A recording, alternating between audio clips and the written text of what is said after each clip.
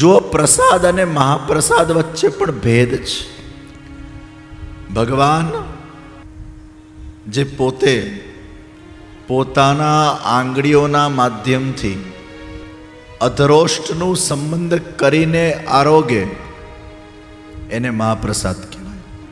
જેમ ભગવાને આપણે જે કોર ધરીએ છીએ ઠાકોરજીની સાને ભાત, તો ઠાકોરજી પોતાના સ્વ ઉંગલીઓ દ્વારા એમને લે છે, પોતાના મુખમાં પધરાવે છે.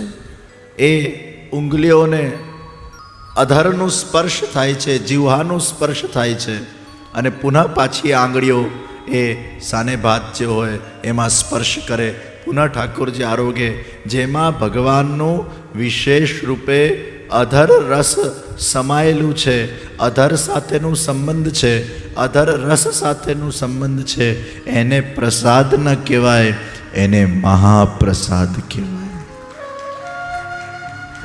અને એટલે જ પુષ્ટિ માર્ગમાં ઠાકોરજી દરેક વસ્તુને આરોગે છે. તમે લાડુ ધરો ને, એને પણ ભગવાન આ મોડાથી આરોગશે, એટલે મહાપ્રસાદ થયો. તમે ઠોર ધરો ને, એ ઠોરને ભગવાન બાઇટ નથી કરતા. ઠોરના ઉપરની જે ચાસણી છે એને ઠાકોરજી ચાટતા હોય છે. એ ઠાકોરજી ચાસણીને ચાટે, પછી બાઇટ પણ કરતા હશે, પણ પહેલાં એને ચાટી કાઢે. તો ભગવાનના ચાટેલા ઠોરનો પ્રસાદ. એટલે ઘણા લોકો પાછા હવેલીમાં આવીને ખાસ કહે, અમને હવેલીનો ઠોર બહુ ભાવે. ભાવે જ ને, ઠાકોરજીએ ચાટેલો હોય. આ ઠોર ભગવાન ચાટેલા છે. તમે જ્યારે ઠોર ઘરે લાવો ને, ત્યારે એકવાર એવું ભાવન કરજો, જો ઠાકોરજીનો જે મહાપ્રસાદ હોય ને એના પર એકદમ તૂટી ન પડાય. ભાઈ મારો અવાજ તમને લોકોને સંભળાય છે ને બરાબર? કોઈ તકલીફ નથી ને પાછળ? શ્યોર? પાછળ સુધી સંભળાય છે બરાબર? આ ઠોરને જ્યારે ઠાકોરજી ચાટે, હવે તમારા ઘરે જ્યારે મહાપ્રસાદ આવે, તમે પોતે ઠાકોરજીને ભોગ ધરીને લીધો હોય કે પછી હવેલીના માધ્યમથી તમારા ઘરે પ્રસાદ આવ્યું હોય. ઘણા લોકો પોતે ઠાકોરજીને બહુ લાડ ન લડાવી શકતા હોય તો હવેલીમાં લડાવે. પોતે સેવા ન કરી શકતા હોય તો હવેલીમાં પણ એમના જ ઠાકોરજી. એ જ ભાવ આપણે રાખીએ છીએ કે આ પ્રભુ પણ આપણા જ પ્રભુ છે, ગુરુના પ્રભુ એ આપણા જ પ્રભુ કહેવાય. એ ભાવનાથી તમે ઘરે કદાચ હિંડોળા ન કરી શકો તો હવેલીના અંદર તમે હિંડોળા કરાવો છો. તમે ઘરે કદાચ ઠાકોરજીને અમુક પ્રકારની સામગ્રી ન ધરી શકો તો હવેલીમાં આપણે ધરાવીએ છીએ. એ હવેલીનો પ્રસાદ હોય કે તમારા ઘરનો પ્રસાદ હોય. તમે જ્યારે તમારા ઘરે એ પ્રસાદને જ્યારે પામો છો, એકદમ તૂટી નહીં પડવાનું. ઘણા એકદમ તૂટી જ પડે સીધા. પ્રાણાય સ્વાહા, અપાનાય સ્વાહા, વ્યાનાય સ્વાહા. સૌથી પહેલાં પ્રસાદના દર્શન કરો. જો ઠાકોરજીના દર્શનની પણ એક મહિમા છે, એમ પ્રભુના પ્રસાદના દર્શનની પણ એક મહિમા છે. ઠાકોરજીના દર્શન કેવા આપણે ભાવપૂર્વક કરતા હોઈએ છીએ. તમે જ્યારે ઠાકોરજીના દર્શન કરો ને, ત્યારે યાદ રાખજો, કેવલ દર્શનમાં ધ્યાન આપજો, મોબાઈલનો ઉપયોગ નહીં કરતા. ઠાકોરજીના દર્શન કરો ત્યારે કીર્તનને શ્રવણ કરજો, યા મનમાં અષ્ટાક્ષરનું જાપ કરજો. ઠાકોરજીના સામે લાંબા ટાંટિયા કરીને ન બેસાય. ઠાકોરજીને પીઠ ન કરાય. ઠાકોરજીના સામે, ઠાકોરજીના મંદિરમાં કોઈના સાથે ઝઘડાય નહીં. ઊંચા અવાજે ગુસ્સો ના કરાય, ગાળાગાળ ન કરાય. ઠાકોરજીનો મુખરતા દોષ લાગતો હોય છે. એટલે ઠાકોરજીના જ્યારે આપણે દર્શન કરીએ ત્યારે આ વિવેક બધાએ જાળવવાનો છે કે પ્રભુના મંદિરમાં આપણે ડિસિપ્લિન સાથે રહીએ. અહીંયા કેવા છાનામાના શાંતિથી ડિસિપ્લિનથી બેઠા છો, એવું જ આપણે મંદિરમાં પણ દર્શન કરીએ ત્યારે ડિસિપ્લિનથી કરીએ, મૌન રાખીને દર્શન કરીએ, વાતચીત બહુ ન કરીએ. વધારે પડતી વાતચીત ભગવાન સામે કરીએ એ ઠાકોરજીને ગમે નહીં. કોઈ બહુ ઇમ્પોર્ટન્ટ કામ હોય અલગ વાત છે, ઠાકોરજીના કામની વાત હોય તો અલગ વાત છે. ઠાકોરજીને અનુલક્ષીને વ્યવસ્થાની કોઈ વાત હોય તો અલગ વાત છે, પણ ત્યાં બેસીને દર્શન ખુલ્લા હોય અને બે બહેનપણીઓ ઠાકોરજીના સામે પોતાના દુખડાઓ રડતી હોય અથવા પ્રપંચ કરતી હોય અથવા નિંદા કરતી હોય અથવા ગમે તે ચર્ચા કરતી હોય, એ ઠાકોરજીને ન ગમે. ઠાકોરજીના પાસે જઈએ એટલે ઇમ્પોર્ટન્સ ઠાકોરજીને જ આપવાનું હોય. We have to be focused in Thakorji. પછી બીજે ત્રીજે આમ તેમ ડાફડા ન મરાય. અને આ ઠાકોરજીના દર્શનની જ વાત નથી. યાદ રાખજો, દર્શન કરતા પહેલા બાકડે લોકો બેઠા હોય છે, બાકડે બેસીને ગપ્પા મારતા હોય છે. ઘણા લોકો તો મંદિરમાં મીટિંગ રાખતા હોય કે આપણે દર્શને કરશું ને આપણે ત્યાં બાકડે બેસીને.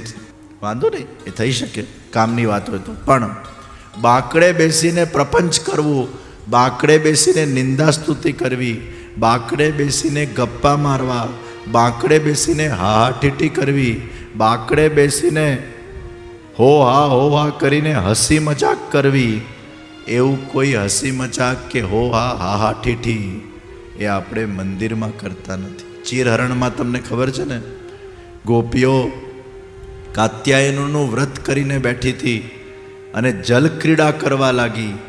તો જલક્રીડા ન કરાય જ્યારે આપણે કોઈ વ્રત લઈને બેઠા હોઈએ, મૌન રાખીને ડૂબકી મારવાનું હોય, એ વખતે વ્રતના અનુષ્ઠાનના અંગભૂત જલક્રીડા ન થાય. એમ જ્યારે આપણે મંદિરમાં આવીએ ત્યારે અમુક પ્રકારનો વિવેક આપણે જાળવવાનો છે. મંદિરમાં ને સંકુલમાં કોઈના સાથે ઊંચી અવાજથી ઝઘડો પણ ન કરાય. એનો મુખરતા દોષ અને અપરાધ લાગે છે.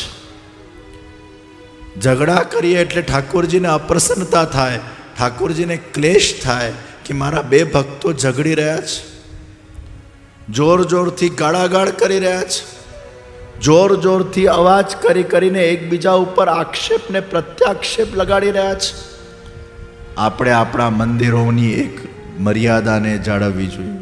આ વિવેક છે અને એટલે જ એક પ્રોટોકોલ ફોલો થવો જોઈએ. મેં મારી પૂર્વની કથાઓમાં કીધેલું છે કે અમેરિકામાં એક મંદિરમાં એક બેન ઠાકોરજીના સામે ખૂબ પાણી પી કરતા હતા. એટલે આપણા કોઈ વૈષ્ણવ એમને રોક્યા કે ઠાકોરજીની થોડી આમન્ય રાખો, ભગવાન સામે પાણી ના પીવાય. એટલે પછી એનો પતિ નારાજ થઈ ગયો, આવો કેવો તમારો સંપ્રદાય અને આવી કેવી તમારી હવેલી કે અહીંયા ભગવાન સામે પાણી પીવું પાપ. એટલે વિફરી ગયો.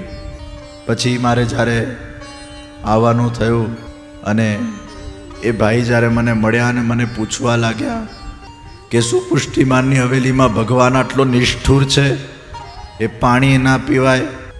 ત્યારે મેં એમને સમજાવ્યા. મેં કીધું ભાઈ સાંભળો, પાણી પી શકાય છે, એમાં કંઈ વાંધો નથી. ડિહાઇડ્રેશન થઈ ગયું હોય, કદાચ કોઈને હાર્ટ એટેક આવી ગયું હોય, કદાચ કોઈને બહુ મોટી ઇમરજન્સી પેદા થઈ ગઈ હોય, કદાચ કોઈને બહુ મોટી શારીરિક તકલીફ પેદા થઈ ગઈ હોય અને એ વખતે કદાચ બેહોશી થઈ ગયા હોય, એ વખતે પાણી પીવડાવો, ચોક્કસ પી શકાય છે. પણ એક 5 મિનિટ તમે ભગવાનના દર્શન કરવા આવ્યા હો અને એમાં પણ જો આપણે પાણી પી કરીએ તો પછી બધા જ લોકો પાણી પીવાનું ચાલુ ભગવાન સામે કરી નાખશે. એ તો ચલો હજી ક્ષમ્ય છે, પણ પછી તો એવી છૂટ આપવામાં આવશે કે બીજા લોકો ચા લઈને પણ મંદિરે આવી જશે અને કહેશે કે હવે સવારે ભગવાન કે સાથ ही हम चाय पे चर्चा करेंगे. આજે પાણીની છૂટ આપી તો કાલે ચાની પણ છૂટ આવશે, અને કાલે ચાની છૂટ આપશો તો પોપકોર્ન લઈને પણ આવી જશે અને ખુરશી પર બેઠો બેઠો પોપકોર્ન ખાતા ભગવાનના દર્શન કરશે કે ભગવાન તમે પણ ગોપીવલ્લભ ભોગ આરોગીને બેઠા છો, શિંગારના દર્શન ચાલે છે, હું પણ થોડોક આરોગી લઉં. આ કે સિનેમા થોડું છે. સિનેમામાં પેલા પતિ પત્ની બાજુમાં બેસીને પોપકોર્ન ખાતા જાય, એકબીજાને ખવડાવતા જાય, ટીવી જોતા જાય, સિનેમા જોતું જાય. પછી મંદિરમાં ને એમાં ફરક શું? પાણી પીવાય, ચોક્કસ પીવાય. અરે આપણા ગુસાઈનજીએ પેલી મુસલમાન કુંજરીને પાણી પીવડાવ્યું હતું જ્યારે એના પ્રાણ જઈ રહ્યા હતા અને ગુસાઈનજી ઠાકોરજીને લઈને પધારતા હતા ત્યારે એક કુંજરી હતી, મુસલમાન હતી, અને ત્યારે એના પ્રાણ જઈ રહ્યા હતા. ઠાકોરજીની જારીચીમાંથી એને પાણી પીવડાવવામાં આવ્યું, એની રક્ષા કરવામાં આવી. એ વખતે એકાદ બે વૈષ્ણવ એવું બોલ્યા કે ભગવાનની જારી ત્યાં આને પાણી પીવડાવશું તો જારી છોવાઈ જશે. ગુસાઈજી કે જારી છોવાશે તો નવી આવશે, આના પ્રાણ જતા રહેશે તો પ્રાણ નવા ક્યાંથી લાવશું? પુષ્ટિ માર્ગ એ ફ્લેક્સિબલ માર્ગ છે. પુષ્ટિ માર્ગ એ પ્રેક્ટિકલ માર્ગ છે. અમુક નિયમો એટલે બનાવવામાં આવ્યા છે કે જેથી કરીને ભગવાનનો વિવેક સચવાય, નહીં તો પછી વિવેક જ નહીં સચવાય. પ્રોટોકોલ બધી જગ્યાએ હોય છે. આપણે આ કથામાં પણ જોયું ને, બધા મહાપુરુષો પધાર્યા, બધાના પ્રોટોકોલ છે. કોઈના સિંહાસનનો પ્રોટોકોલ હોય, કોઈના ખુરશીના પ્રોટોકોલ હોય, કોઈની સિક્યોરિટીના પ્રોટોકોલ હોય. દરેકના પોતપોતાના પ્રોટોકોલ હોય છે અને આપણે જાળવવા પણ પડે. દરેક જગ્યાની એક માન મર્યાદા હોય છે. કથાના પણ એક પ્રોટોકોલ છે. હવે કથાના અંદર આપ ઉપર આવો અને પગરખા હાથથી કાઢો. પગરખા હાથથી કાઢીને પછી આપ ઉપર આવો અને સીધા પેલી માળા પોથીજીને કે મને પહેરાવો, તો એમાં કેટલા જમ્સ લાગેલા હોય. એટલે કથામાં પણ પ્રોટોકોલ હોવા જોઈએ કે જે કથામાં આવે એને એટલું ધ્યાન રાખવાનું, એવા પગરખા પહેરવા જેમાં હાથ ન લગાડવા પડે, બારોબાર જ નીકળી જાય, તો કથાનો પણ પ્રોટોકોલ સચવાઈ જાય. દરેક જગ્યાના પ્રોટોકોલ છે. તો ઠાકોરજીના દર્શનના પણ એક પ્રોટોકોલ છે. કેમ બેસવું, કેમ જોવું, એ પણ એક પ્રોટોકોલ છે. અને એટલે સેવા, રીત, પ્રીત, વ્રજજન. પહેલા રીત, પછી પ્રીત. જ્યાં સુધી સાધન અવસ્થામાં છે રીતને ફોલો કરવું જ પડશે. રીત એટલે નિયમાવલીઓ જે પરંપરાથી ચાલતી આવી છે. જે ભગવાનને શું ગમે શું ન ગમે એની જાણ કોણે કરી? ઠાકોરજીએ, ગુસાઈજી મહાપ્રભુજી કરી. એ જ પ્રણાલિકામાં લખાયું. તો જે પરંપરાથી ચાલતી આવી રીત છે. પછી હા, મહાપ્રભુજીએ પણ આપણને ફ્લેક્સિબિલિટી આપી. સેવા કૃતિર ગુરોરાજ્ઞા બાધનમ વા હરિચ્છ. એ વખતના દેશકાલ પરિસ્થિતિના પ્રમાણે એ રીતના અંદર કદાચ એ વખતની દેશકાલ પરિસ્થિતિના આધાર પર પરિવર્તન લાવવામાં આવે.